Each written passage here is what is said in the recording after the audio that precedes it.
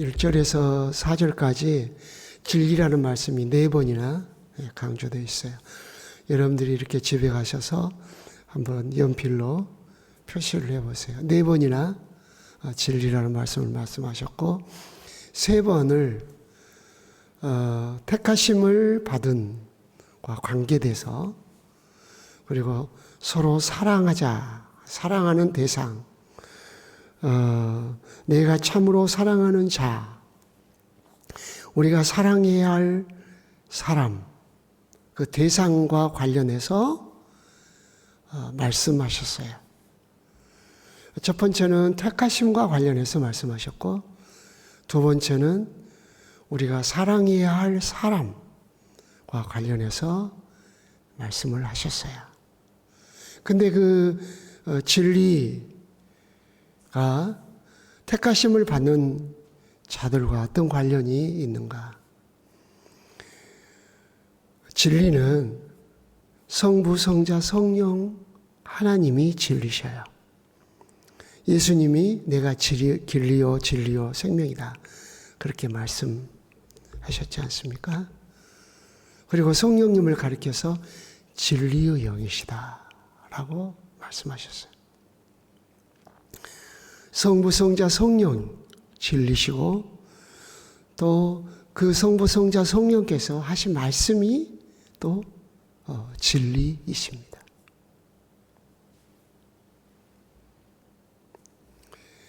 그래서 택하심을 받은 사람들은 진리와 밀접한 관련이 있습니다. 내가 택하심을 받은 자인지 어떻게 아는가? 진리에 대한 특별한 관계를 맺게 됩니다. 특별히 1절 하반절에는 진리를 아는 자라고 하셨어요. 진리를 아는 자가 됩니다. 어떤 학문적 그런 암이 아니라 은혜에 의하여 알게 되는, 은혜를 받아서 진리를 알게 되는, 그래서 교육을 받을 때 그 알미 더 풍성해지고 은혜를 받은 증거들이 나타나는 것입니다. 그래서 진리 말씀을 연구하고 묵상하고 할 때 내가 하나님의 택한 백성이라는 확신이 늘 우리의 심령에 느껴지게 됩니다. 예수님께서 그 마지막 대제사장 기도를 하신 것이 요한복음 17장이지 않습니까? 그 가운데 그 서론에서 그 3절인가요? 에서 굉장히 중요한 말씀을 하셨어요. 영생은 하나님과 그의 유일하신 아들 예수 그리스도를 아는 것입니다. 그렇게 말씀을 하셨어요. 택하심을 받은 것과 영생은 절대적 관련성이 있죠. 택하심을 받은 사람들만 영생을 받아요. 근데 영생은 어떤 사람들에게 주신 은혜인가? 성부 하나님과 그의 유일하신 아들 예수 그리스도를 아는 것이라고 말씀을 하셨어요. 이 지식은 특별한 지식인데 완전한 지식이고 충만한 지식이에요. 이 지식으로부터 한 사람의 품격, 그 사람의 됨됨이, 그 사람이 앞으로 어떻게 살아가는가, 그 모든 것들을 결정해요. 그래서 이 지식이 다른 지식들을 이해하는데 그 관문과 같은 역할을 해요. 지금까지 살아왔던 그의 지식, 그런 것과 비교할 수 없이 보는 눈, 느끼는 것, 그 모든 부분에 영향을 끼쳐요. 그래서 우리가 택하심을 받은 자라면 더 기도해야 할 것은 성부, 성자, 성령을 더 알아가도록 구해야 돼요. 성부, 성자, 성령 하나님을 갖다 분해한다, 지식적으로 판단한다 하는 것이 아니에요. 원래 여기 안다라는 단어는 기노스코라고 하는 헬라어인데 이 단어는 참 특별한 단어예요. 이 단어는 구약 성경의 야다라는 단어에서 왔어요. 이 단어는 어떤 의미가 있냐면 그냥 습득한다, 깨닫는다, 그런 의미보다 더 깊은 의미가 있어요. 특별한 관계적 의미에서 안다는 뜻이에요. 그래서 이 야다라는 단어는 결혼한 부부에게 사용한 단어예요. 너와 내가 알아. 이건 뭐죠? 함께 밥을 먹고 한 집에서 살고 잠자리를 함께 하고, 그래서 너와 내가 다 아는 거예요. 그래서 특별한 알물 의미예요. 나에게 있어서는 생명의 알미예요. 배웠다가 까먹어 버리는, 배웠다가 잊어버리는, 또 새로운 지식이 와갖고 그것을 배우게 되는, 이것은 쓰레기통에 던져버리는 그런 지식이 아니에요. 진리를 아는 것은 어떻게 표현을 다 할 수 없는 그의 지식, 그의 인격, 그의 삶, 그 모든 데 영향을 미치는 알미예요. 그래서 성경 암송대에 나가서, 성경 퀴즈대에 나가서 성경을 맞추는 단순한 지식적인 알미 아니에요. 그 지식적인 알은 이미 포함되어 있지만 더 긴밀하고 더 영향력 있고 그런 알물 의미예요. 성부, 성자, 성령과 그의 말씀을 아는 것이 내게 얼마나 충격적인가, 내게 얼마나 그 영향을 끼쳤는가 생각을 해야 하셔야 돼요. 택함받은 자들에게는 그 영향력이 하나님의 목적을 이루기에 넉넉할 영향력이라는 거죠. 그 다음 두 번째 보세요. 2절. 우리와 함께할 진리로 말미암음이로다. 우리 안에 거하여 영원히 우리와 함께할 진리로 말미암음이로다. 영원이라는 단어, 또 함께할, 영원이라는 말씀을 붙일 수 있는 것은 성부, 성자, 성령 하나님밖에 없어요. 우리와 함께할. 그래서 그 3절에 보시면 하나님 아버지와 아버지 아들 예수 그리스도께로부터 진리와 사랑 가운데서 우리와 함께 있으리라.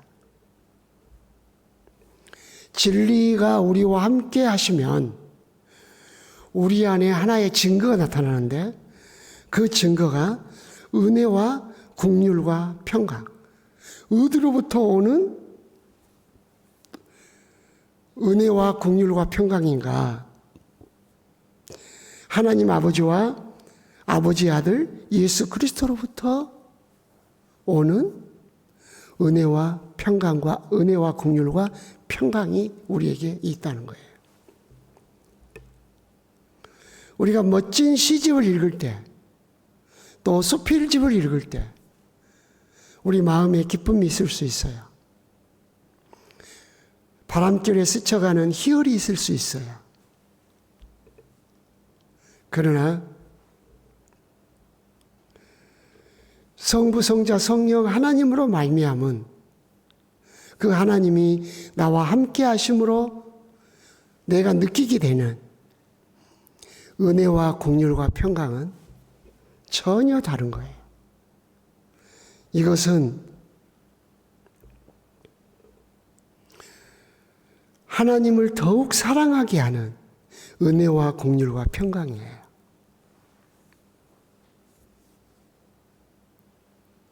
하나님이 나와 함께 하신다고 하는 확신을 갖게 돼요. 그 확신 속에 은혜와 긍휼과 평강이 있어요. 하나님이 나에게 부어주시는 것이 은혜잖아요.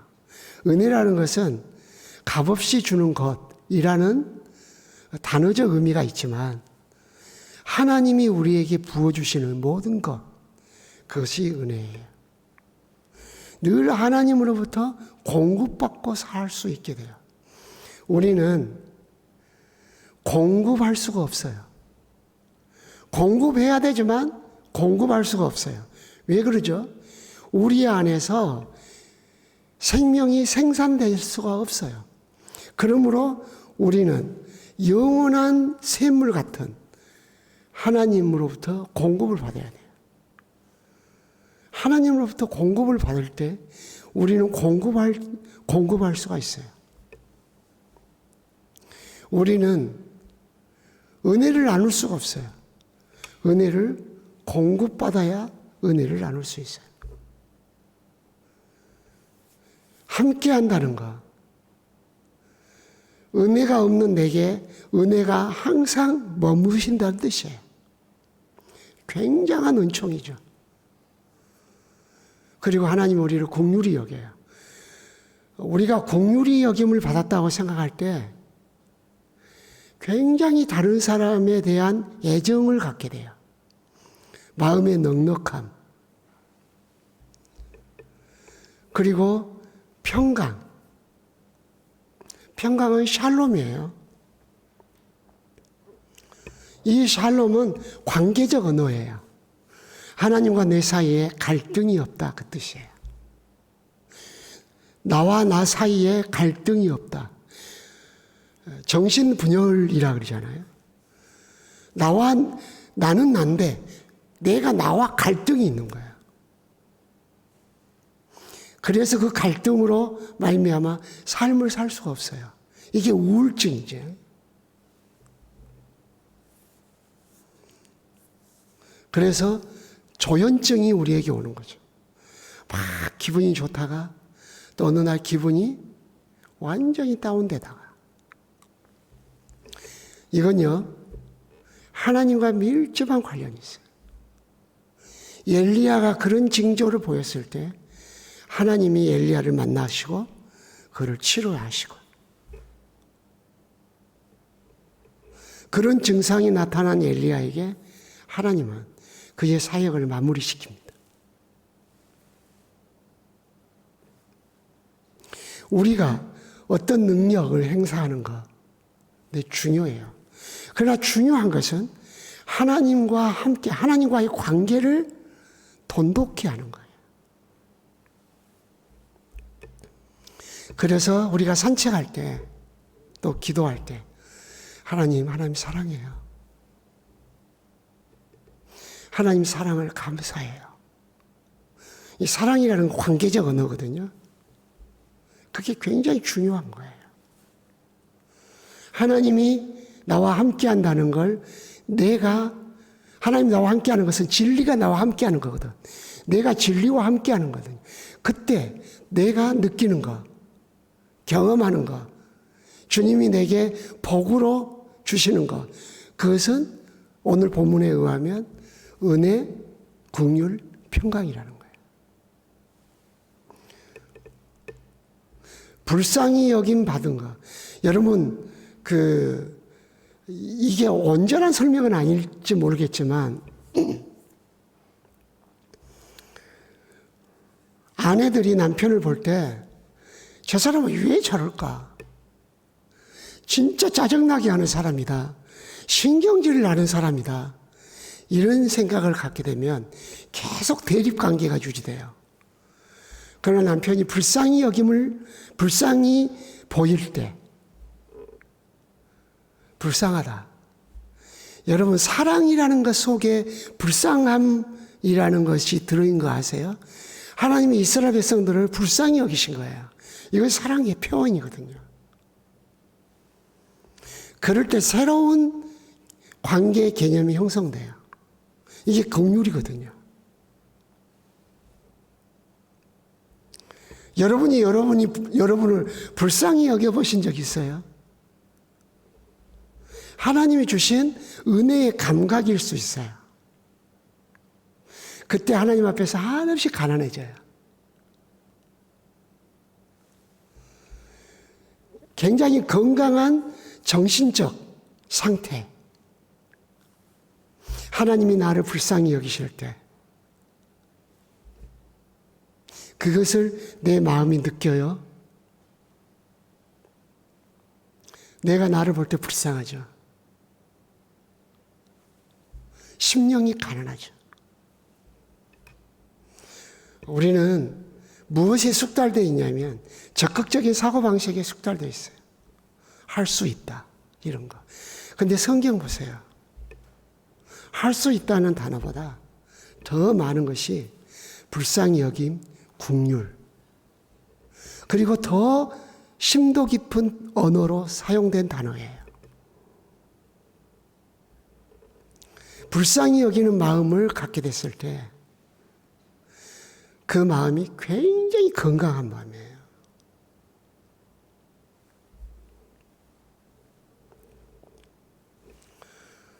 나는 생산자가 아니에요. 공급받을 자, 공급받아야 할 사람이지 나에게서 뭐가 선한 것이 나올 수가 없어요. 주님으로부터 늘 공급받아야 돼요. 성경을 읽을 때 주님이 깨닫는 은혜를 공급해 주세요.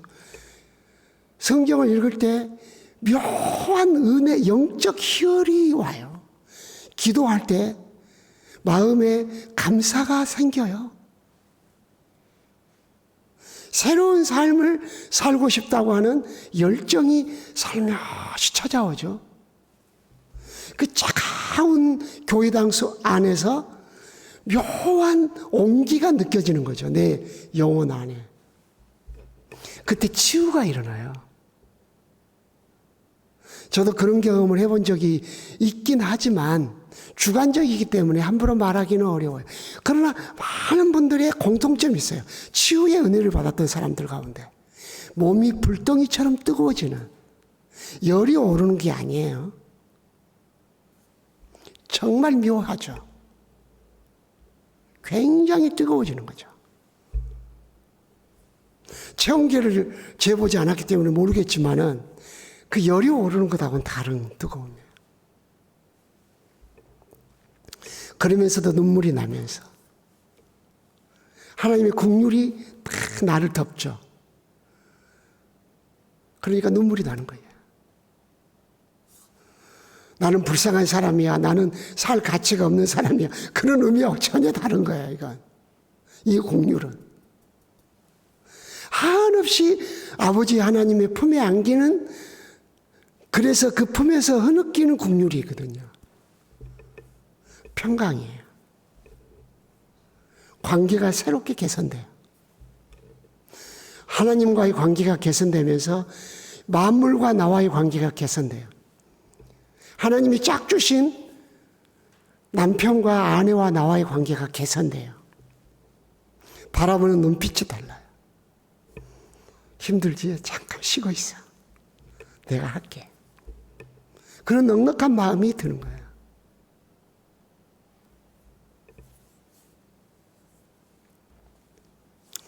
불쌍히 여기는 마음이 한없는 포옹을 하게 만들죠. 받아들이게 만들어요. 하나님이 우리와 함께 하실 때 나타나는 영적 현상이에요. 세 번째, 어제 아침에 날씨가 추웠는데 말씀이 너무 좀 길어가지고 제가 얼마나 가면서 하나님, 이게 나이가 들면 말이 많아진다고 하던데 제가 그래지는가요? 그런 자문자답을 하면서 갔습니다. 4절 보세요. 진리를 행하는 자를 내가 보니 행함이 나와요. 이제 삶의 기준이 달라져요. 삶의 원리가 진리가 되는 거예요. 하나님의 기쁨이 하나님을 기쁘게 하는 것이 내 삶의 원리가 되는 거예요. 하나님의 계명을 행하는 것이 삶의 원리가 되는 거예요. 그래서 우리가 아버지께로부터 받은 계명대로 진리를 행하는 자를 내가 보니 심히 기쁘도다. 하나님의 말씀이 내 삶의 원리가 되는 거예요. 그리스도의 명령이 내 삶의 원리가 되는 거예요. 그것이 캐릭터예요.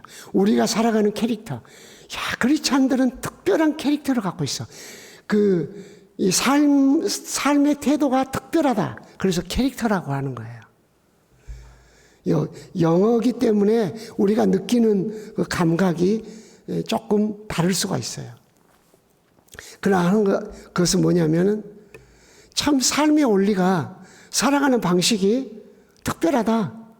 그것을 캐릭터라고 할 수 있는데 그 캐릭터가 부정적인 캐릭터가 아니라 훌륭한 캐릭터, 품격 있는 캐릭터. 그래서 노블 캐릭터 그렇게 말을 합니다. 그래서 현숙한 여인, 잠언 31장에서 그렇게 말할 때 현숙한 그것이 바로 노블 캐릭터를 가진 여인 그 뜻이에요. 삶의 원리가 전혀 달라요. 삶의 목표가 달라요. 하나님의 영광, 하나님의 기쁨, 하나님의 말씀이 내 삶을 지배하게 하는 그렇게 달라지는 거예요. 자, 택하심을 받은 사람들의 공동체에 나타나야 할 그 은혜들이 무엇인가? 예수 그리스도의 몸에 붙은 지체들이 된다는 거예요. 분요, 키리아가 된다는 거예요. 그 다음 진리와 특별한 관계를 갖게 된다는 거예요. 진리를 알게 되고 진리와 함께 하게 되고 진리를 행하게 된다는 거예요. 진리와 함께 할 때 그 사람에게 나타나는 현상은 은혜, 하나님으로부터 공급받는 은혜가 있어요. 비밀스러운 은혜. 가난해도 노래 부르고 찬송하고 기뻐하고 힘든 것 같은데 스마일이. 여러분 이런 은혜를 공급받은 지가 꽤 오래되신 분들 많을 거예요. 다시 공급받으셔야 돼요. 그래야 삶이 빛이 나요. 아름다워요. 행복해져요. 하나님의 국률이 내게 임하는 거죠. 그 국률이 하나님이 팔로 우리를 끌어안아서 그 가슴으로 끌어들이는 것을 느끼죠. 그게 국률이에요. 이리 와봐, 이리 와봐. 딱 하는 거예요. 아무 말씀 없이 우리를 품에 안으시고 그 고개를 이렇게 하시고 우리를 품어주시는 거예요. 거기에 고요가 있어요. 거기에 잔잔함이 있어요. 거기에 아주 깊은 평화가 있어요. 샬롬, 평강이 있어요. 관계. 아버지 사랑해요.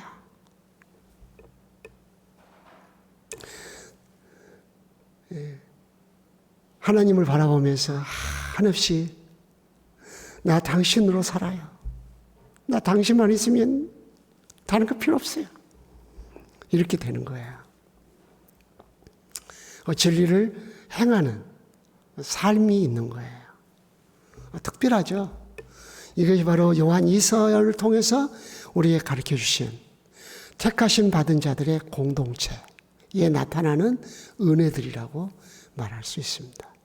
이것을 경험하며 누리며 살아가는 우리 서북교회 성도들이 되시기를 원합니다. 다음에 또 기회가 있으면 이어서 나누겠습니다. 기도하겠습니다. 하나님 아버지, 성큼 다가온 겨울 새벽 공기 차가운데 주님 존전에 나와 은혜를 구하는 서북교회 성도들이 여기 있습니다. 요한이서 말씀을 나누면서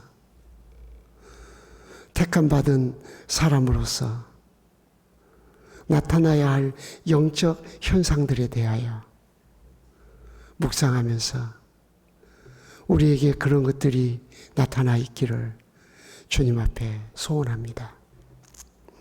성령 하나님, 우리를 하나님 품으로 한 걸음 더 가까이 끌어당겨 주시고 세미한 주의 음성을 다시 들려주시고 다시 우리 마음속에 하나님이 함께 하심으로 인한 희열이, 감사가, 하늘의 영적 에너지가 느껴지고 솟아나게 하옵소서. 잔잔한 은혜, 세상 사람들이 경험할 수 없는 평화, 그것들이 우리의 삶을, 우리의 심령을 지배하게 하여 주옵소서. 주님, 서로 사랑할 만한 넉넉한 심령을 가지고 살아가는 공동체가 되어지게 하옵소서. 담임 목사님, 오늘 나고야에서 돌아오실 텐데 성령이 그 걸음을 지도해 주시고 교회에 오늘도 평안을 주옵소서. 특별히 오늘 수능시험을 치르는 날입니다. 예수 믿는 우리 아이들 은혜를 베풀어 주옵소서. 자기의 실력도 중요하지만 자신의 인생을 이끄실 하나님을 신뢰하고 좌절하지 않고 잠잠히 하나님을 바라며 나아가게 하옵소서. 우리들도 자녀들을 바라볼 때 하나님이 우리의 자녀들을 이끌고 계심을 믿고 불안해하지 않도록 넉넉한 마음을 주시옵소서. 주님, 이 시간 기도할 때 우리를 어루만져 주옵소서. 병든 자가 여기 왔습니다. 인생의 무거운 짐을 진 자도 왔습니다. 마음에 어떻게 해결할 수 없는 무거운 짐이 있습니다. 이 시간 찾아와 주셔서 해결해 주시고 하나님을 경험시켜 주시옵소서.